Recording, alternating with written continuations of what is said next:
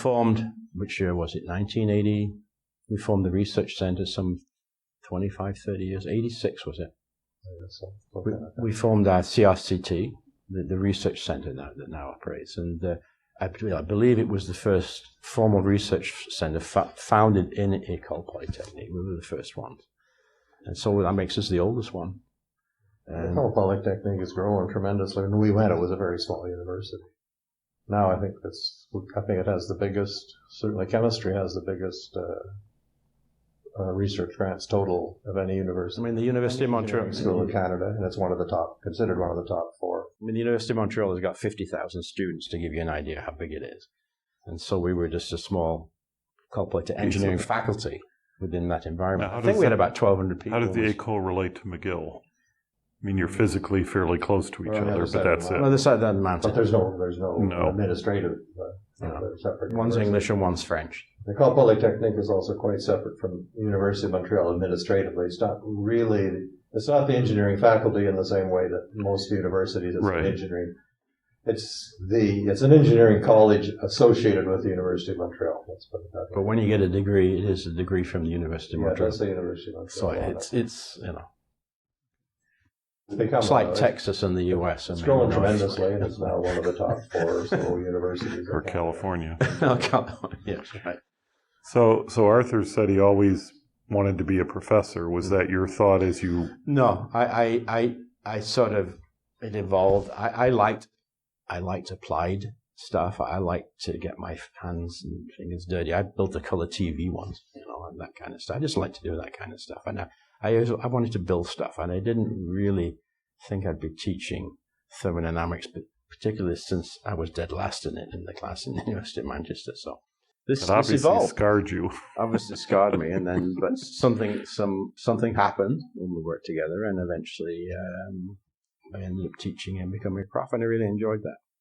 But the most satisfying thing we've done has been develop the FactSage system. It's evolved through the years, and little did we know way back in 76, 40 years ago when we started it, that it would become what it is. It's got a mind of its own almost. It's evolved through the years, and it was no big major plan.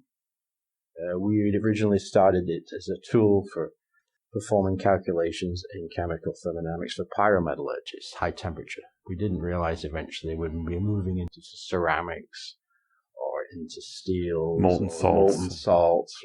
But now we're doing work with solar panel energies or energy storage batteries and all this kind of stuff. I mean, the applications are just very, very diverse. And it's great. It's been real fun. We do have to mention, I'm sure, Gunnar Eriksson. Oh yeah, we're not alone.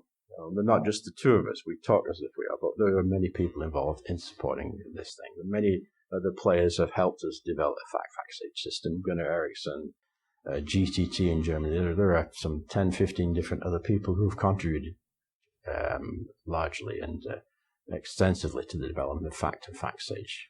Basically, FactSage consists of programs, software, and databases.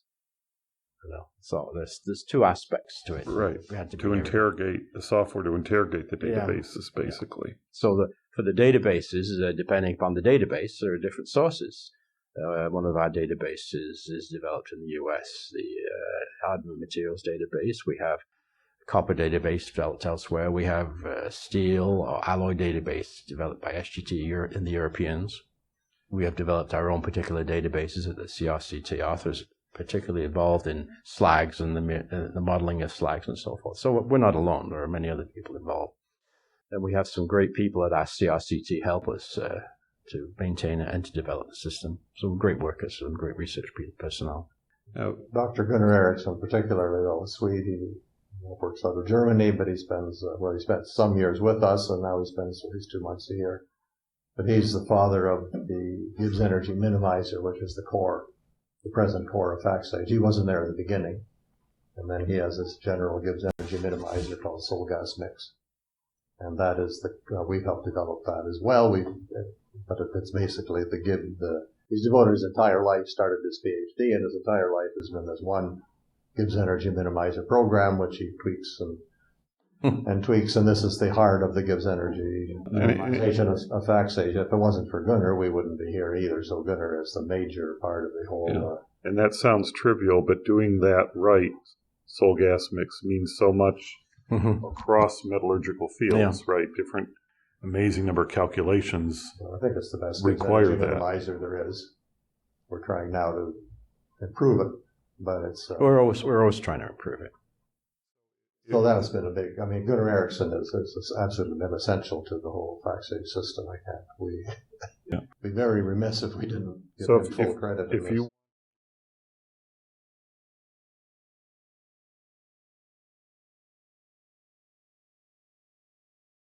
If you needed to say what's year zero, is that when you got the NSERC grant? Yeah, that's kind of started. That's when it started. And what was the actual goal of that grant? It wasn't to make a commercial package and all this stuff, right? It was to create a better teaching tool. No, it actually was to develop a Canadian database system. And I do remember with them, they pointed out that since 2 universities were involved, should it become commercial, that we should form a third entity that was separate from the 2, such that there would be no conflict between the universities. So and they had that spot on. Grant. They had that spot on. It was ThermFACT that we ended up forming. So they read that right at the very beginning. Well, they said that we should form a company. Yeah, and that was that was a wonderful advice from them. They had the foresight to see. And so you were working. See that. So what was Bill Thompson? He was part of this. He was part of the original. And what was his? Where did he fit in terms of what he was doing in the project? Well, at the beginning, we were all sort of doing everything. We were all writing programs. We were all developing databases. And then we kind of specialized. Running them off each other. Yeah. So Chris ended up more with the geek stuff. I got into more databases, and then Bill left. Well, he left Montreal. He left in 1980. He went to Queens. To Queens. And so then he was kind of at a distance. And it just died off then. Kind of died off. Which was unfortunate, but it happened. And then when did... We bought him out. Okay. And when did Gunnar Eriksson... Was he your next kind of... Well, 78. Well, I met... right in that late time 70s, frame. Yeah. We met him at... At Stockholm, at a Caliphate Stockholm conference. At the time, he was handing around these cards on the sol gas mix that he had at the time, and Bill Thompson ended up getting a copy of the cards and using them. So we worked from a long distance. It was arm's length relation. We weren't directly involved with each other. It was only in in the year 2000, 2001, that the FACT system and the German, the GTT systems, what they call ChemSage system, that Gunnar Eriksson was involved in, that we had a fusion. We collaborated together to form FactSage. That's 2001. And such that this would formally cement the relationship we had with Gunnar and his program. So we would share. We had Gunnar's program in FactSage before that. But this made it a formal relationship with them. And Gunnar was the next major step. We couldn't have gone too much further without that. Now, when you were doing this work and getting more and more to the computing stuff, were you unusual in your department? You know, your colleagues say, "What are you spending all your time playing?"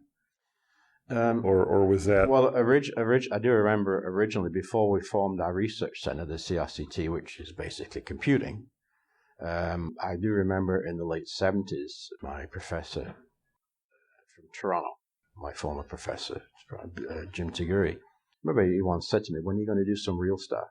When are you going to do some real research rather than wasting your time playing with computers?" I remember that. Yeah. And I couldn't answer the question at the time.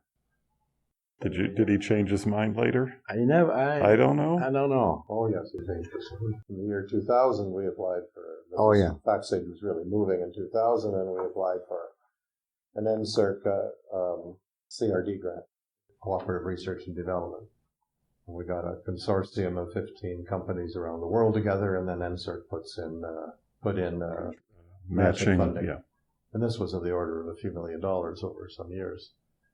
And so there was a big committee who met, and we had to make our point, and that we needed the money, and some of the members of the committee really didn't get what they were doing, what we were doing. We tried hard to. The idea was, oh, you're just taking numbers out of the literature and typing them into a database. That's not science. Anyway, Taguri was the chairman of the committee, and he stayed up all night. He must have felt guilty of what he said. Anyway, he stayed up all night and convinced them that they should give us this $3 million. And that was a major step in FactSage too, because then we hired, for about 4 years, we hired some of the best people around. We hired Phil Spencer, a top scientist in the U.S., to do the database on steel. We hired my former student Patrice Chartrand, who then worked to do the database on salts. Mm-hmm. And we had Dr. Dektarov on the oxides. So we built up the FactSage databases, really built up rapidly during that time. And that was thanks to Taguri, else we wouldn't have had it. Yeah. So he came around.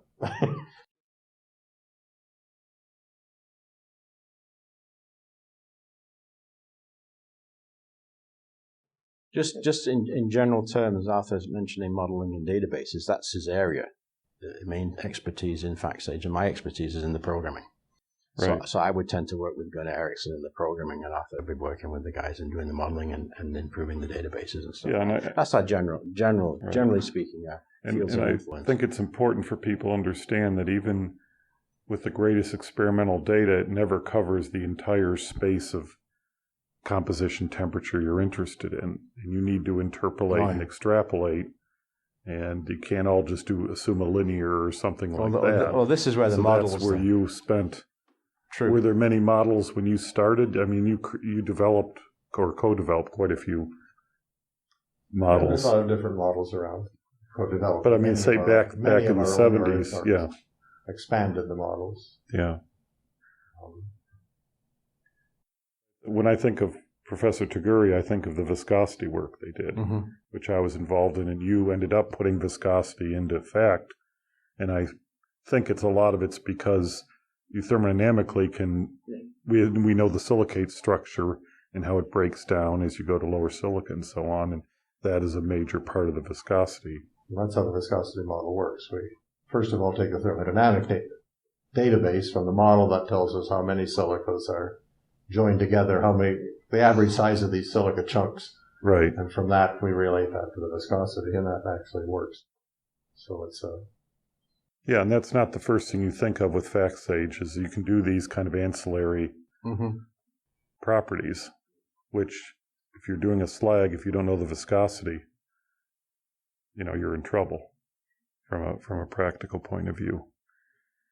So you've said a bit about this, but maybe say a bit more about how the unique challenges you faced. I mean, you started with card punch readers. But if I remember, by 1980-ish, at least we had keyboards, and you didn't need the card punch anymore. No, It might have been dumb terminals connecting to the mainframe. But we didn't have screens, so everything came out on one of these printers. Yeah, everything was on deck writer printers. The teletype. In the office. Yeah, it felt like you were in a newsroom, right? You're hearing those.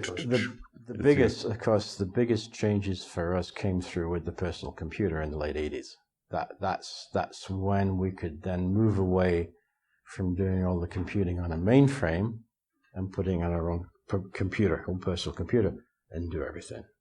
And that involved other challenges, and we eventually had to use Windows programming. So I learned Windows programming, and these were challenges for at the time. And then we ended up using the various languages that you use for Windows programming, Visual Basic, C++, and all these other Pascal, Delphi. So we ended up having to sort of master these and apply them. So the Fortran code at the core is gone. There's nothing left that you could. This is really interesting. Okay, people who've learned Fortran love the Fortran because it was so efficient and straightforward and simple, and it was developed in the 50s and 60s. Right. Hidden Figures, the NASA is a good start to how it got set up, and wonderful for calculating. And Fortran was a terrible language to turn a program from a calculating to an interaction. You couldn't create an interaction using Fortran. It was very, very hard to get the Fortran to ask you a question and you get back and so forth. You just couldn't do it that easily.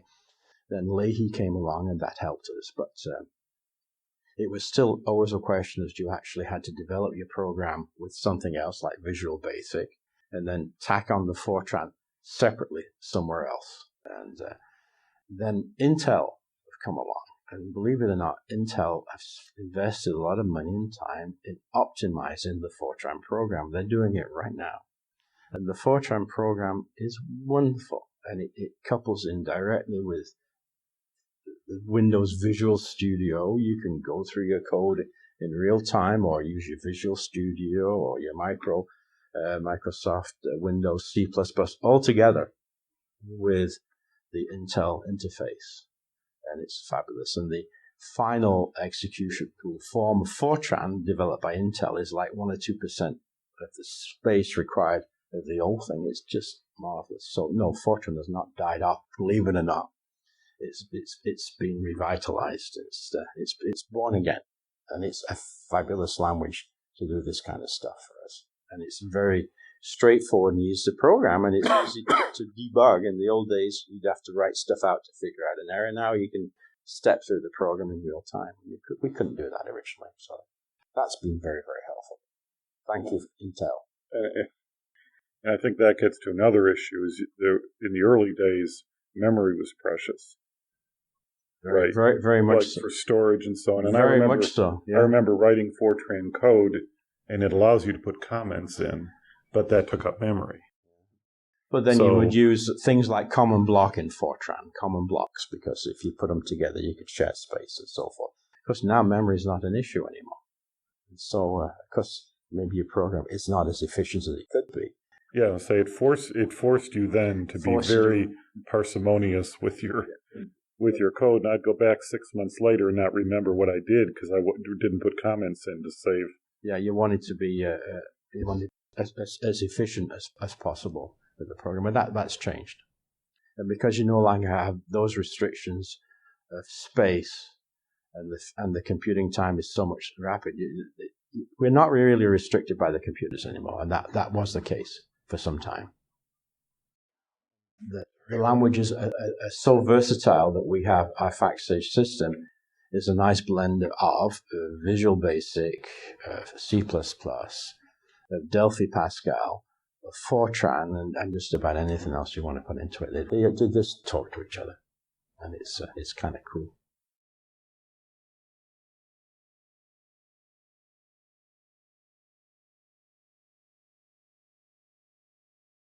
So we've been talking about how FACT evolved and into FactSage, and now it's this entity that's used by how many companies around the world? We have hundreds. Several hundred, about 900 users, half in companies, half in universities. So, and this is all from that kernel you developed in the 70s. Mm-hmm.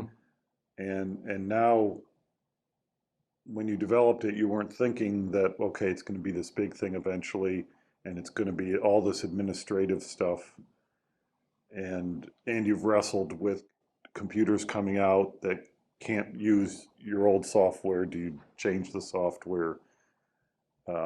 Payment models and, version and dongles and things on the, all these things that have evolved. How have you dealt with the fact that to make this keep this company going, you have to do things that aren't the technical, that are the administrative, that are financial?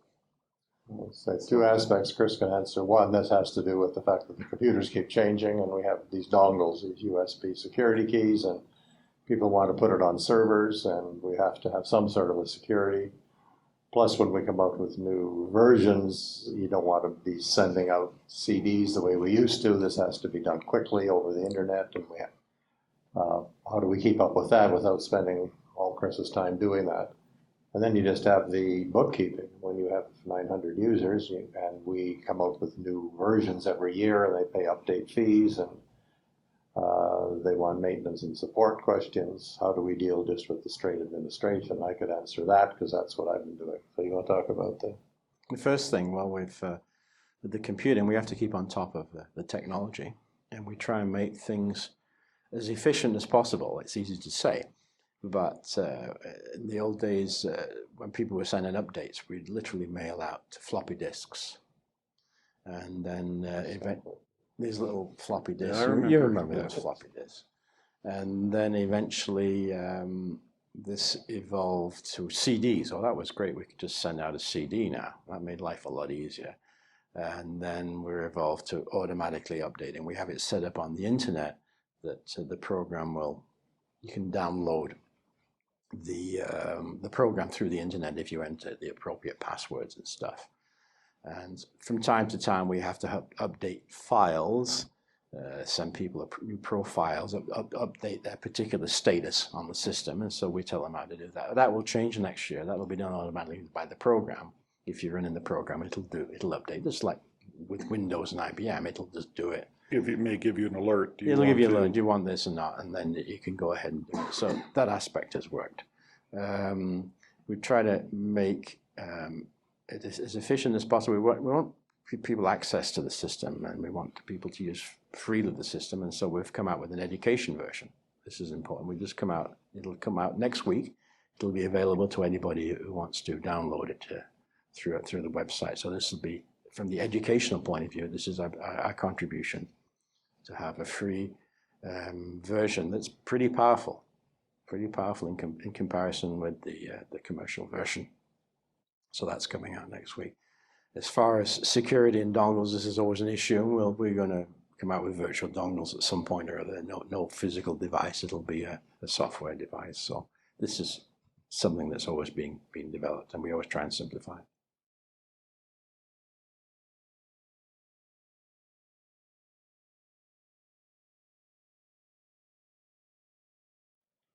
Just the complexity, we have like 7 or 8 different kinds of databases and different users, different databases, so they have to have a profile which says what they can use and what they can't use, and then some user wants to buy this database and stop using this one. And we're not a big enough company that we can have somebody who just does this, so we end up doing it. And but it's starting to get rather heavy. It is getting heavy, and we have to in the future come up with some way of. Going to have to hire personnel to do that kind of stuff, administrative people. In terms of sales, this has worked out very well because we have agents around the world. And we have agents in China, Korea, Japan, Australia, India, Europe, a couple, and Southeast Asia.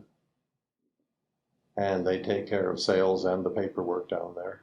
Plus, if you're going to deal with those countries, you absolutely have to have somebody in the country. There's no way you can sell anything in China if you don't have a Chinese agent. It's just impossible, the paperwork. So the more and more the agents take care of the sales and the maintenance and support of the people who are doing it. That's really the way we have a U.S. agent, probably going to get another one.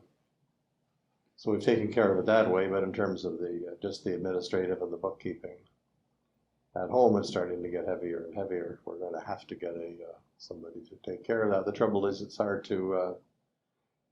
It's difficult if you get a new customer wants to negotiate and talk about things. They don't just want to talk about, I want this and this. But well, what does this do, and what does this program do? Do I really need this? So you need somebody who is technically savvy, as well as somebody who can do the financial part. And these are very difficult people to find. So this is a bit of a problem, especially since we're retiring. And so that's one thing in the future we have to kind of work out. You asked what is the future when the company gets big enough. We're not quite big enough yet that we can have a sales department and a publicity department, and so that would be nice if we would just have a salesperson. We would have a publicity person. You would have a marketing person, but we don't quite do that yet. We do have the next generation well taken care of, though. We have 2 really bright guys that are working now. They're professors now in our research center, Patrice Chartrand and Jean-Philippe Harvey. And there's In-Ho Chung, who used to be at McGill. He's now back in Korea, but he's still also very strongly involved with it. And this is the next generation who can take over. So I think the future in that way is assured. It's not going to die out when Chris and I retire. And these guys are going to keep it going. And it's fortunate by the nature of what it does. It really fits in very well with the university environment because it involves research, which is development of the program. It involves theories, which is research and the modeling and stuff. And the product has an education value. And so the university is very happy with developing this because we're satisfying all the things they need. We're bringing them in some money because it's sold, brings money into the university. There were research articles coming out, and it added educational value. And these contributions, we won a really neat award from the Canadian government. You want to talk about that, the Synergy Award? Yeah, NSERC, National Science and Research Council of Canada, has a Synergy Award, which is one of their top awards each year. This goes to groups for university industry collaboration. They give one a year. We won it in 2013. Mm-hmm. So it was a nice award. And you go to the Governor General who shakes your hand. And we saw the Prime Minister of Canada shook his hand. Nice. A picture taken with the Prime Minister of Canada. No idea what. I had no idea what we're doing. Presented to the House of Commons, you know, and we got an award. And what was the value? $200,000. Well, to us, nothing. But no, they gave us research money, a couple $100,000 to the university. Yeah. But that was very nice. That was a very prestigious award. Now, I want to follow up on that, but one last question about the software. When you market it in China, is it in English? Well, everything's in English. Everything's in English, so at least that's one hurdle you haven't. Well, there is a Chinese website. The website's in Chinese over there. Our agent translated it. So the website's all in Chinese. Okay, But but the when they software run is- the program, The software, you run the No, program. it's all the science, like Fortran, it's always in English. It's all the stuff's in English. Around the world, no matter what you're using, everything's but you in English. haven't translated to Macintosh yet. Oh, No. The Mac you're going to have to world wait a is little bit longer for that, Tom. the next generation. Some people want to put it on iPhones. Oh, I want it in my watch. I'll push a button and I get the TiO2 content of the slag. What's this one they talk to? Elise? Alexa. So you could do that. You could say, Alexis, please calculate for me Yeah. what's the slag metal equilibrium going to be? My son works for Amazon on the Alexa team, so Yeah. So maybe Alexa we could can- be maybe we can have a joint the venture. fact Alexa. Yeah, I'm sure Amazon would really love to market FactSage. I mean, I'd love to wake up in the morning to having it tell me some equilibria operating at the current outside temperature or something. Talk about automation and stuff. We offer, one of the things we do offer is an internet service, FactWeb. It's free. And people can go online and do the calculations. And in the last 22 years, we've had 10 million hits. So it's pretty popular. We've set it up now that if it goes down, I get an email from the computer. This is automation. So when, if things aren't running, the computer tells me it's not running and sends me an email. So this is the sort of way we're making advances in technology. It makes things a little simpler. So when I get home later today after the conference, I hope I don't see half a dozen emails. Help, help, help, help.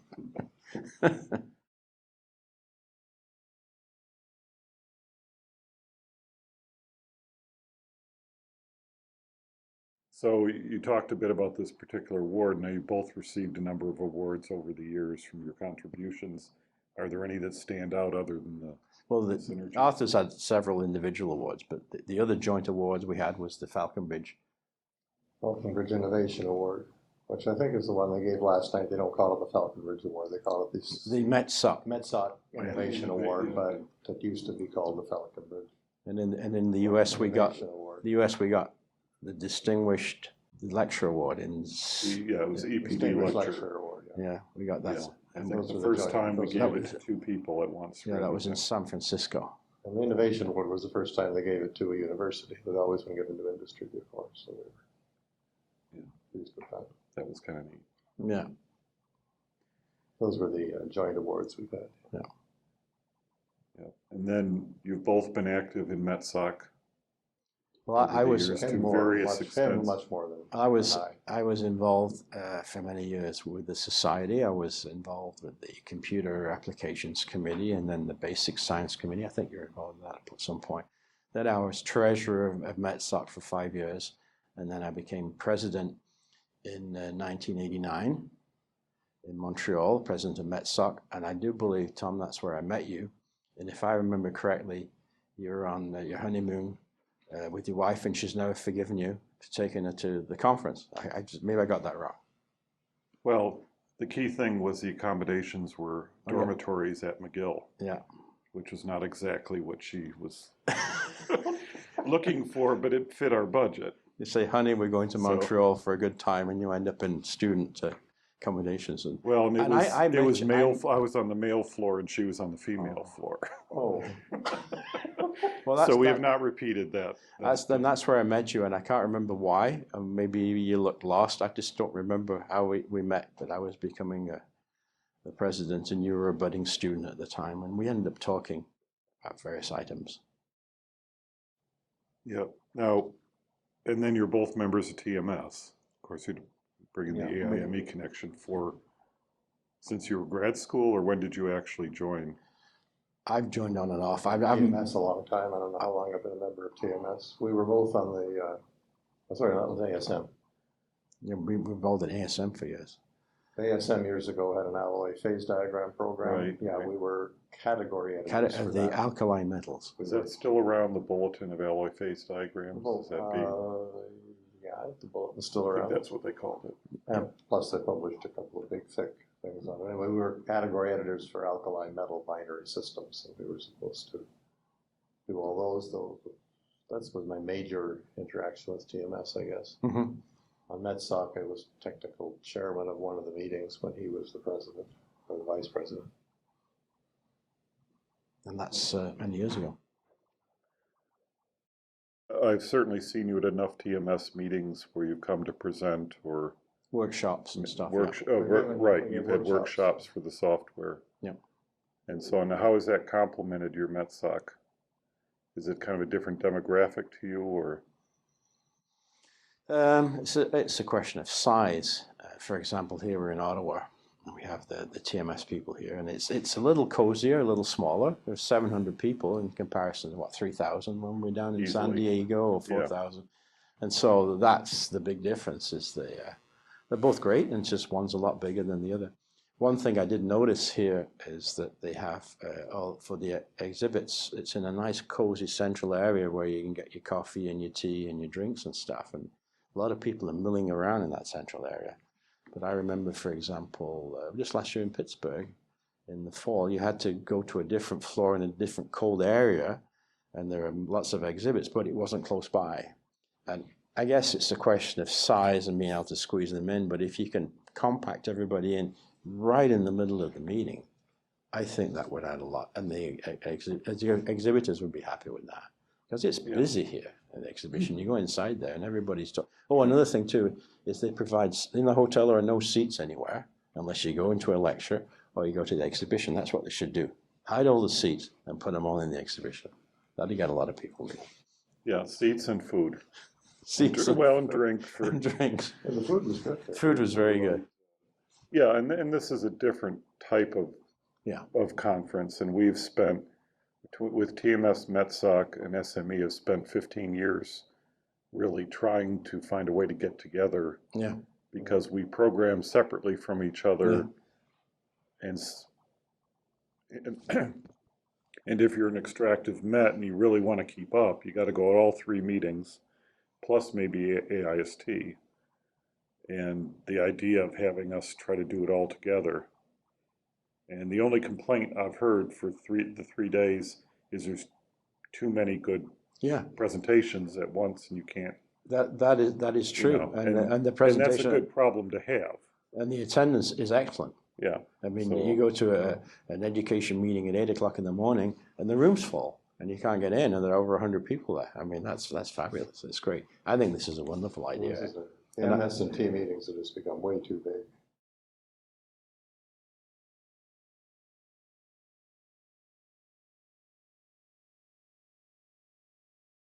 Well, then my wife talks about PitCon or something, analytical chemistry, and there's 30,000 people at the conference.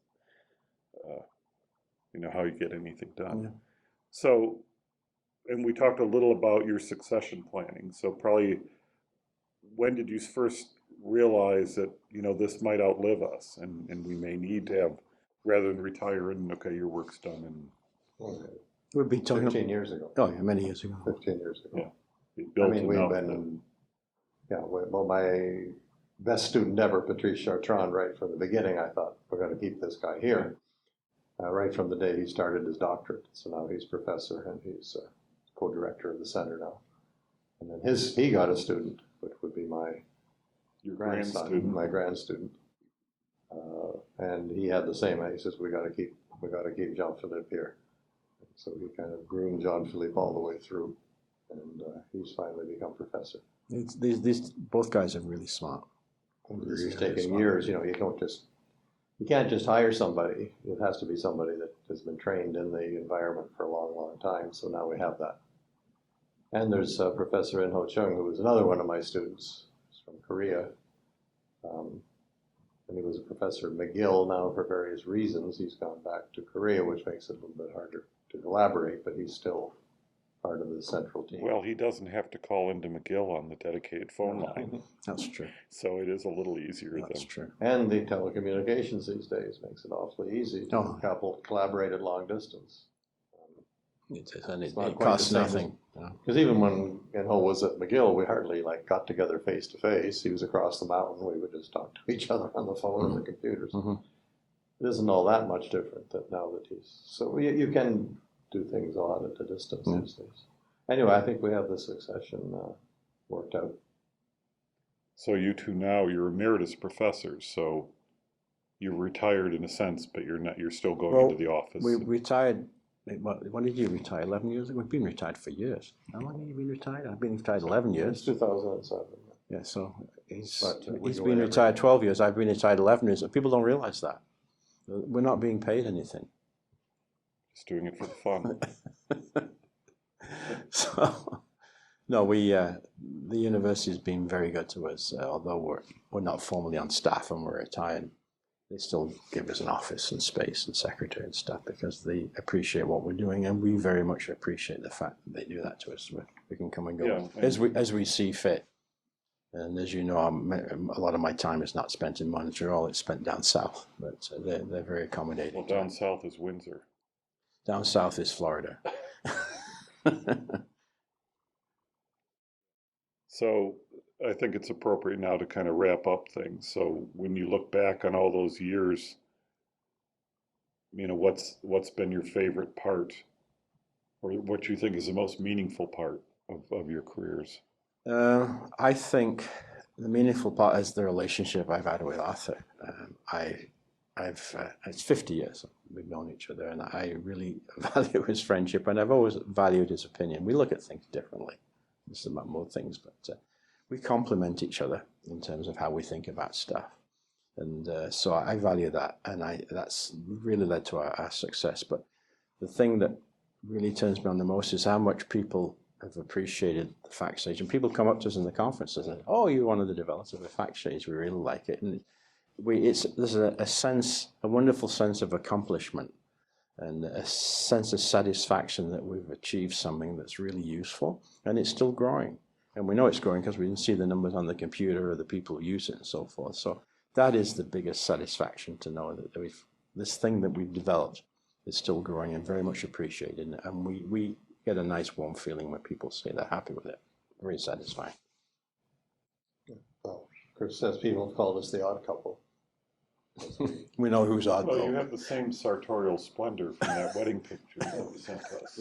We complement each other with a need. We rarely come to fisticuffs. We've never argued. We've never had we seem to get along. And I think, as Chris said, it's the nice thing about FactSage is you do work and then you can see it being used, and you feel that what you've done is being of some use to somebody. That's the satisfying thing, that I've done this. I think this is a good thing I've done, but other people seem to think so too. And that kind of validates the fact that I haven't just been wasting my time. I've been doing something that's done some good somewhere. And I think one of the other benefits is this isn't just valuable to people who've been in the field for a while. This is an educational tool.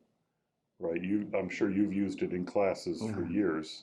You have this new version coming out, you were saying. Yeah. But I just think of the questions that when, you were superseded by Gaskell probably in the thermodynamics textbook, but he couldn't ask really complicated questions, for homework because people just didn't have the time. But now using the software, you can do really deep stuff. You don't have to necessarily know the They should learn the grungy details because that's the fundamentals to all of this. But to be able to do some really complicated but realistic problems where they see this isn't a made-up problem. This is a real faced by real industry. Yeah.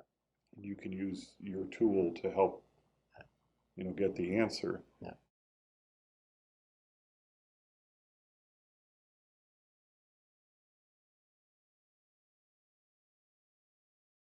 So, this will probably be viewed over the years by, the students, the ones who are going to take our places, our grandchildren or great-grandchildren. Do you have any advice? What will help them be as successful as you? You have to get lucky, it sounds like. You have to get You lucky. gotta get lucky. But you got to be looking for it. But you also, You got the right place at the right time. And timing and luck counts to it. And you have to have a good idea, and you have to, just go with it. If you feel as though it's a good enough idea, you think you're going to be a great golfer or a great tennis player or whatever it is, you go for it, and you may or may not succeed. We've been very lucky. Very, very lucky. a bunch of silly self-confident. The overconfident is better than being underconfident. Things aren't usually as hard as you think they're going to be. So. And go against the grain. If people say, well, you shouldn't be doing that, it sounds stupid, like Chiguri told me one day. I thought, I'll show you. So if you believe in yourself, I think that's the bottom line. But you got to be lucky, and that timing's good. And you have to work with good people. You can't do it all by yourself. Well, that's what I said. They had a little party for me for my 70th birthday, and they asked me the secret of success. I said, get a bunch of good people and get them to do the work. But Delegate. But delegate. Make sure you've got good people doing it. Yeah, before you delegate, make sure they I think if people can do it. If I can compliment myself, one thing I have done well is getting good people and getting them to do the work. Yeah, this guy. And Patrice, and Jean-Philippe, and Gunnar, and Sergey, and Inho. Yeah. Yep. A lot of really good people have worked, have done good. These are all good people. We have great people working with us. And they live what they're doing. And we're a team. Yeah, and there are enough people like you who have built companies who have ended up having nervous breakdowns practically because they kept trying to do everything, even when it was a bigger organization. Yeah, that's an important point, is that we stayed with our core business, which was thermodynamics and equilibrium. We haven't moved on to diffusion or kinetics and other areas. We stayed with our core stuff, equilibrium, thermodynamics. The only problem I have with the succession team is they're wanting to go a bit wider. And I keep saying breadth first, depth second. Breadth first, then depth. But if you don't have the breadth and the quality, it doesn't matter how wide it is. So don't go into don't try to do everything. Get something you do really well and then do it better than anybody else. Mm-hmm. And you have the advantage is that there's 92 stable elements in the periodic table. And so you're not done until you have the multi-phase solution of every for all single 92 one of them. Elements together. Let the good people do their own thing too. Don't try to be control freak. Because people don't do very well when they're told what to do. They do well when they you tell them what needs to be done, not necessarily how to do it. That doesn't get done. So. Right. Anything else come to mind that you might want to say? I do remember crossing the Canadian-US border, and the man in the immigration customs said, "So what are you?" I said, "I'm a chemical engineer." And he said, "Well, what is your specialty?" And I said, "Sir, my specialty is high temperature reversible chemical thermodynamics." And he looked at me, he said, "Have a good day and take it easy." That he couldn't be making that up. Well, it's been a pleasure to spend this time with you, retracing your journeys through the wonderful world of thermodynamics. Thank you very much again for your willingness to share your story with AIME. Thank you, Tom. Thank you very much.